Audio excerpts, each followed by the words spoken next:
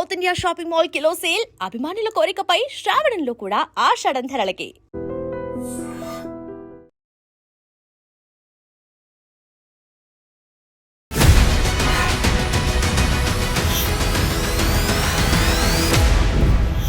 నమస్తే, welcome to I dream inside politics with Kavitha. BRS పార్టీలో అసలు ఏం జరుగుతోంది? పార్టీకి చెందినటువంటి అసలు సిసలు లీడర్లు ఎవరు? అసలైనటువంటి తెలంగాణ వాది ఎవరు? ఎవరు తెలంగాణ కోసం ముందు నుంచి పోరాడారు? ఇలాంటి మాటలు, విశ్లేషణలు ఎందుకని ఇప్పుడు వినిపిస్తున్నాయి? అందులో కవితకి సంబంధించి ఒక డివైడెడ్ టాక్ ఎందుకని బీఆర్ఎస్ లో కనిపిస్తోంది? మనతో పాటుగా ఉన్నారు పొలిటికల్ అనలిస్ట్ వి ప్రకాష్ గారు. ప్రకాష్ గారు నమస్కారం అండి. సో కవిత అరెస్ట్ అయ్యి బయటికి వచ్చిన తర్వాత జరుగుతున్నటువంటి పరిణామాలు అన్నీ చూసిన తర్వాత కవిత ఒకటైపోయిందా? బీఆర్ఎస్ పార్టీ అంతా ఒకటైపోయి కావాలని సీనియర్లు రెచ్చగొట్టి కవిత మీద వ్యాఖ్యలు చేసేలా మాట్లాడిస్తున్నారు అని కవిత చెప్తోంది. ఏం జరుగుతుంది? నిజాంకు వ్యతిరేకంగా సాయుధ పోరాటం నడిపిన ఒక పెద్ద ఆయన దేవులపల్లి వెంకటేశ్వరరావు గారు, ఆయన చెప్పింది నేను చెప్తాను మీకు. కోనేరు ఉంటుంది కదా, పైన మెట్లు ఉంటాయి చాలా ఎత్తు వరకు. ఆ మెట్లు మీకు వెళ్ళి చెప్పు జారి పడింది అనుకోండి, అక్కడ ఆగదు, ఒక పై మెట్టు కోనేరు దాకా పోతుంది, పట్టుకొచ్చిన నీళ్ళు కూడా మళ్ళీ పోతాయి అందులో. ఇదే జరుగుతున్నది.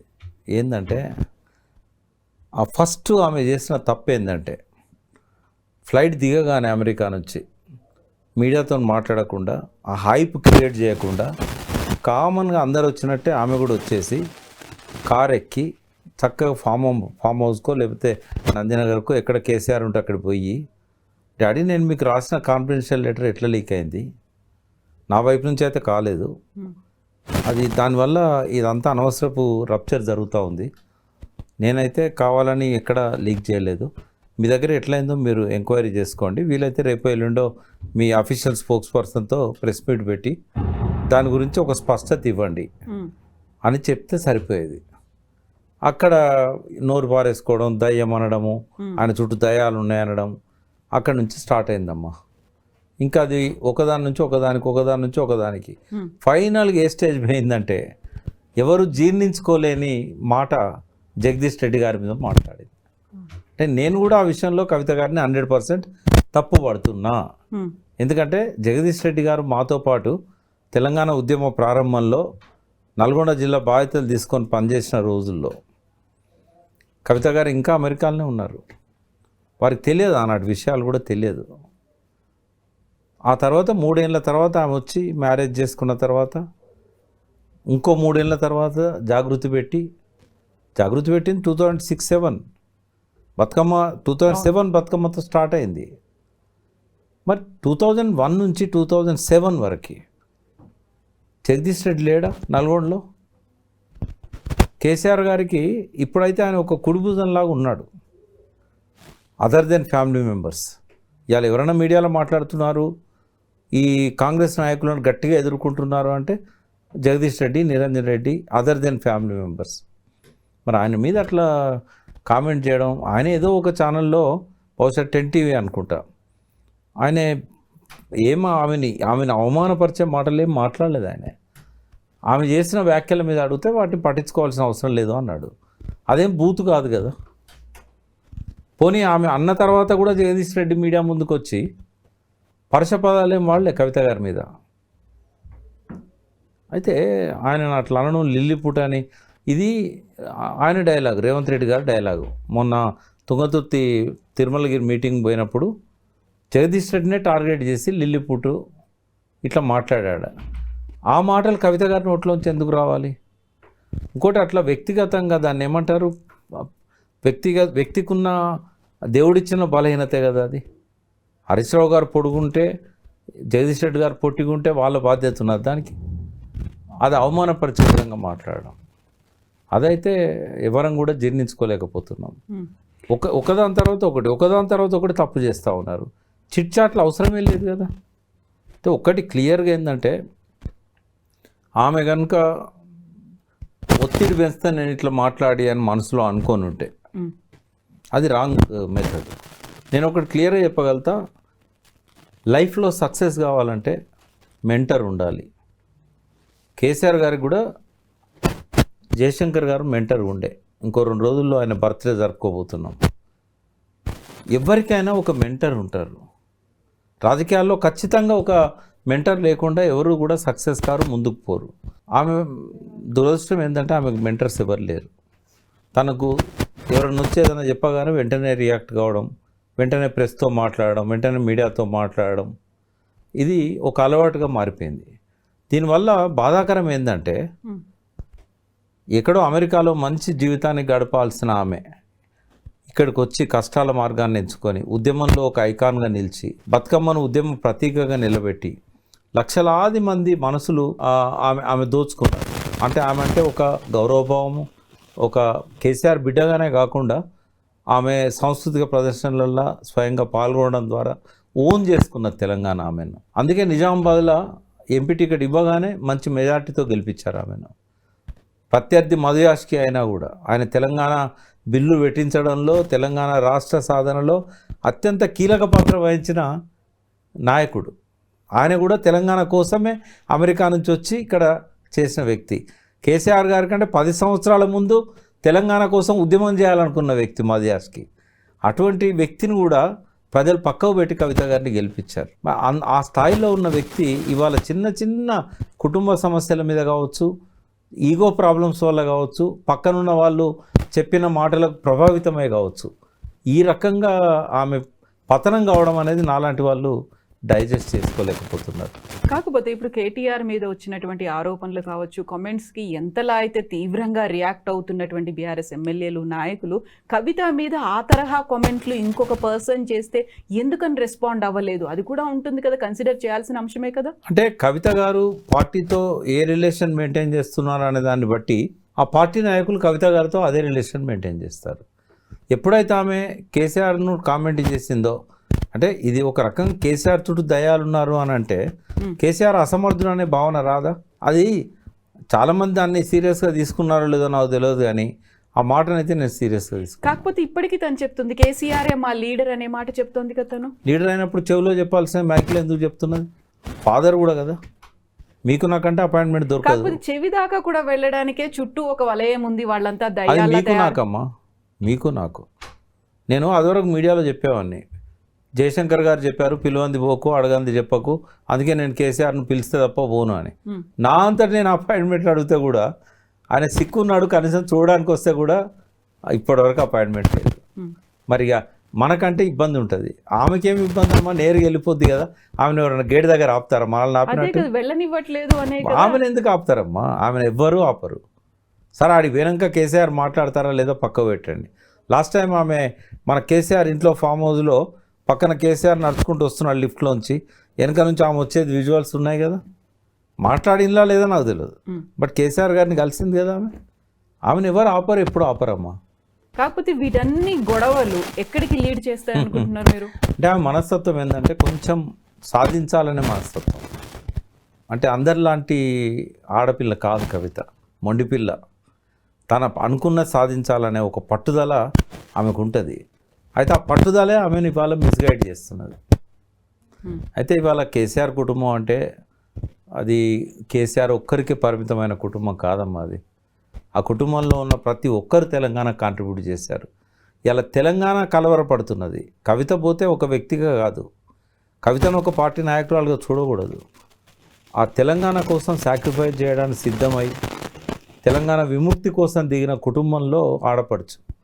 కాబట్టి ఆమెను ఆ రకంగా పార్టీ ఉపేక్షించడం కావచ్చు, లేదా పార్టీ నిర్ణయం తీసుకోకపోవడం కావచ్చు, పిలిచి కేసీఆర్ గారు మాట్లాడకపోవడం కావచ్చు, ఇవన్నీ లోపాలే.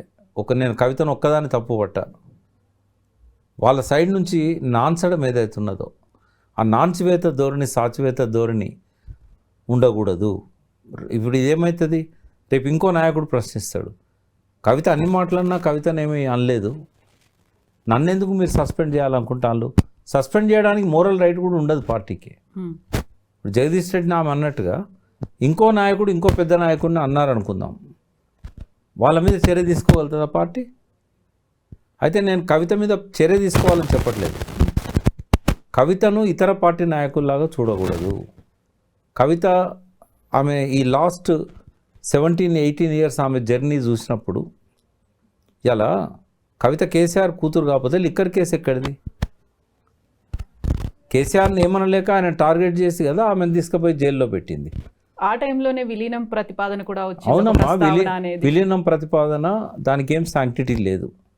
అది ఎవరో సీఎం రమేష్ లాంటి వాడు చెప్పినంత మాత్రాన ఒక ఫోర్జరీ కేసులో దోషిగా జూబ్లీ హిల్స్ పోలీస్ స్టేషన్లో కేసును ఎదుర్కొంటున్న వ్యక్తి ఆయన చెప్పిన మాటకి ఏం వాల్యూ లేదు. ఆ పార్టీ చెప్పలేదు, ఈ పార్టీ చెప్పలేదు. చెప్పినప్పుడు మనం బయట ఎవరో వ్యక్తి అన్నంత మాత్రాన దాన్ని మనం తీసుకోవాల్సిన అవసరం లేదు.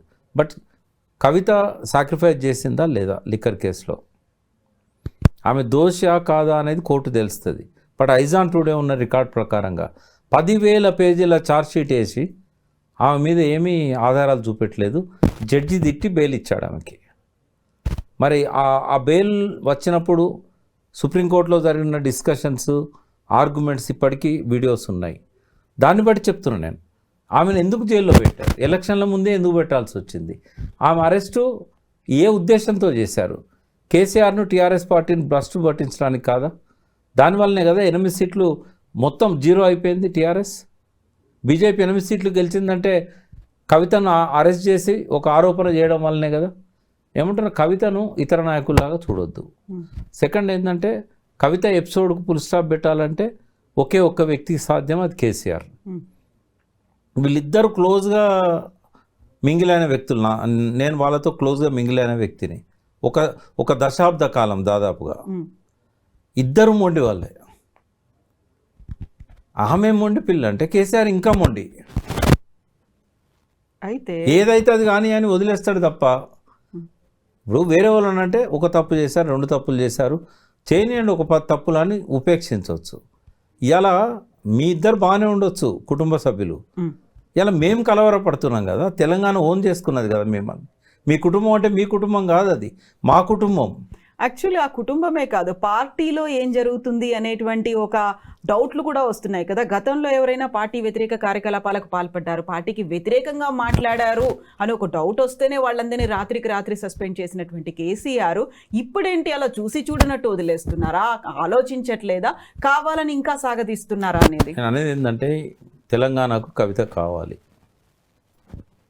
కేసీఆర్ కూడా ఆలోచించని కొన్ని కోణాలు కవిత లోపల ఉన్నాయి. అది బీసీల కోణమే కావచ్చు, గాంధీ అంబేద్కర్ బొమ్మ అసెంబ్లీలో పెట్టేయడమే కావచ్చు, ఆ మహిళా బిల్లు విషయం కావచ్చు. ఆమె ఒక పాశుపతాస్త్రం తెలంగాణ సమాజంలో. దాన్ని కరెక్ట్గా వాడుకోవాలనుకున్నప్పుడు అది రేవంత్ రెడ్డి చేతిలో ఉండకూడదు, కేసీఆర్ చేతిలో ఉండాలి. సరే పొరపాటు పడవచ్చు, దయ్యం అనొచ్చు, ఇంకోటి అనొచ్చు. ఎందుకు పిలిచి మాట్లాడి దాన్ని క్లోజ్ చేయకూడదు? ఇప్పుడు తన వెనకాల ఎవరుండి ఇదంతా నడిపిస్తున్నారంటారు? ఎందుకంటే తను నిన్న ఒక మాట అంది, మీ దగ్గర నా వాళ్ళు ఎలా ఉన్నారో నా దగ్గర మీ వాళ్ళు కూడా ఉన్నారు. ఇందాక మీతో ఏమన్నా, ఎవరన్నా వెనకాల ఉంటే బాగుండేది, ఆ మెంటర్షిప్ లేకనే ఆమె పిచ్చి పిచ్చిగా చేస్తున్నది అని అన్ననా? ఇవన్నీ ఎందుకు వస్తున్నాయి?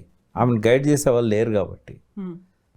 ఆమెను గైడ్ చేసే వాళ్ళు ఎవరూ లేరు. కానీ ఆమె మాటలను ఉపయోగించుకునే వాళ్ళు, ఆమె ప్రెస్ మీట్లలో మాట్లాడేటి కావచ్చు, చిట్చాట్లో మాట్లాడేటి కావచ్చు, ఆమె ఆరోపణలు చేసేటి కావచ్చు, ఇదంతా వాడుకోవడానికి బయట శత్రువులు రెడీగా ఉన్నారు. నేనైతే ఆమె వెనకాల ఎవరో నడిపిస్తున్నారని నేను అనుకోవట్లేదు. అంత అసమర్థురాలు కూడా కాదు ఆమె. ఎవరి చేతుల్లో పావుగా ఉపయోగపడే వ్యక్తి అస్సలే కాదు. మళ్ళీ అది కూడా తిరుగుబాటు కేసీఆర్ మీద, అది ఇంపాసిబుల్. ఆమె ఏంటంటే తను వెనుకకు తగ్గాలి, తను రియలైజ్ కావాలి. కేసీఆర్ గారి మీద బాధ్యత ఎక్కువగా ఉంది. పిల్లలు తప్పు చేసినప్పుడు దాన్ని కరెక్ట్ చేయాల్సిన బాధ్యత పెద్దవాళ్ళ మీద ఉంటుంది. ఎందుకని కేసీఆర్ దీన్ని పట్టించుకోవట్లేదు అంటారు? నేను మీకు ఇందాకనే చెప్పాను, ఈమె మొండి అయితే ఆయన జగమొండి అని. అంతే, ఇంకా ఇలాగే ఉంటుందా? ఆయన తల్లి నలిగిపోతుంది మధ్యలో. ఆమె ఏం తప్పు చేసిందని ఈ టార్చర్ అమ్మ ఆమెకి.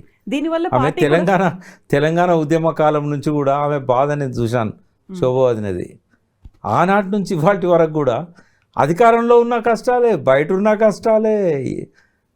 బట్ దీనివల్ల పార్టీకి నష్టం కావట్లేదా? అవుతుంది. తొందరగా దీనికి ఫుల్ స్టాప్ పెట్టకపోతే అది పార్టీకి పెద్ద నష్టం, చిన్న నష్టం కూడా కాదు. ఒకవేళ ఆమె కనుక పార్టీ క్లచెస్లోంచి బయటికి పోయింది అనుకోండి, ఇప్పటివరకు జరిగిన నష్టం కంటే 100 రెట్ల నష్టము నెక్స్ట్ ఎన్నికల్లో జరుగుతుంది. ఆమెను కనుక ఏం కాదులే అని కనుక పార్టీ వదిలేస్తే నెక్స్ట్ గెలుపు ఓటమిల మీద కూడా ఆమె చేయబోయే ప్రమాదం ఉంది. ఎందుకంటే ఆమె మొండి అని చెప్పాను కదా, ఇంకా కోపాన్ని పెంచుకుంటుంది. ఆమె ఏం మాట్లాడుతుందో తెలియదు, ఏం చేస్తుందో తెలియదు. ఆ కోపం అనేది ఇవన్నీ కూడా ఎట్లుంటాయంటే బ్రెయిన్లో కొన్ని కెమికల్స్ని రిలీజ్ చేస్తాయి. అవి ఏం మాట్లాడిస్తే కూడా వాళ్ళ చేతిలో ఉండదు అది. కాబట్టి నెక్స్ట్ ఎలక్షన్ల దాకా పార్టీకి నష్టమే కాకుండా నెక్స్ట్ ఎలక్షన్లలో గెలుపు ఓటముల మీద కూడా కవిత తీసుకుపోయే నిర్ణయాల మీద ఆధారపడి ఉంటుంది. కాబట్టి పార్టీ నుంచి బయటికి పంపే ఆలోచన మానుకొని, కొంతమంది కోపాలు వస్తాయి. నాకు ఎమ్మెల్యేలు కొంతమంది ఫోన్లు చేశారు, మీరేంది కవితను సమర్థిస్తున్న ఎన్కేసుకు వస్తున్నారంటే, కవిత కేసీఆర్ కాదయా, తెలంగాణ ఇల్లు అది. ఆ తెలంగాణ ఇల్లు చిన్నభిన్నం కావద్దు, దాన్ని కాపాడాల్సిన బాధ్యత మాలాంటి వాళ్ళ మీద ఉంది. కవిత ఏదో చేసిందని మీరు కోపానికి వచ్చుడు, ఆమె మీద మీరో రాయడం ఇది కరెక్ట్ కాదు. ఇది సరి చేసుకోవాలని కేసీఆర్ చెప్పండి. నేను కూడా మీ ద్వారా అప్పీల్ చేస్తున్నా, ఇంకొక రోజు కూడా ఆలస్యం చేయకుండా ఆమెను పిలిచి ఎందుకు ఆమె కోపం వచ్చింది, దానికి కారణం ఏంటి, అసలు దాని వెనకాల రాజకీయాలు ఏం లేవు, అదేందో ఆయన మాట్లాడితే కానీ తెలియదు. అవన్నీ సర్ది చేసుకోవాల్సిన ఒకే ఒక వ్యక్తి కేసీఆర్. ఒకవేళ కవిత బయటికి పోయినా రేపు భవిష్యత్తులో డ్యామేజ్ జరిగినా అది కేసీఆరే కారణమవుతాడు. నిన్న కూడా గవర్నమెంట్ పడిపోవడంలో కూడా ఆయన కొన్ని పట్టించుకోకపోవడం వల్లనే స్వయంకృత అపరాధం అనేది అది నిర్వివాదాంశం. కాబట్టి కేసీఆర్ ఏమనుకున్నా పర్వాలేదు, ఆయన కనుక దీన్ని ఫుల్ స్టాప్ పెట్టాలని కోరుకుంటున్నా. In the interest of Telangana. మీ తండ్రి బిడ్డల సంగతి పక్కకు పెట్టి తెలంగాణ ఇంట్రెస్ట్తోని మళ్ళీ ఇంకో పార్టీని మోసే స్థితిలో తెలంగాణ లేదు. ఇవాళ ఈ పార్టీ వచ్చింది, రేపు ఇంకో పార్టీ వస్తుంది. కాబట్టి ఇవన్నీ చక్కదిద్దాల్సిన బాధ్యత ఆయన మీద ఉంది. ఎస్ ప్రకాష్ గారు, థ్యాంక్ యూ సో మచ్ అండి. Thank you. నిజంగా ప్రస్తుతం ఉన్నటువంటి సమాజం దేనికి ప్రయారిటీ ఇస్తుంది? ఆర్థిక సంబంధాల చుట్టూ మాత్రమే తిరుగుతోంది. మళ్ళీ ఎన్నికలంగానే చాలా విరక్తి కలుగుతాను. మంచి అనిపిస్తుంది కదా, లేడీస్ కూడా ఛాలెంజింగ్ జాబ్స్ చేసినప్పుడు చాలా బాగుంటది. ఫుడ్ డెలివరీ ఇవ్వటానికి వెళ్ళినటువంటి డెలివరీ బాయ్ అనిల్ పై కళ్ళ ముందు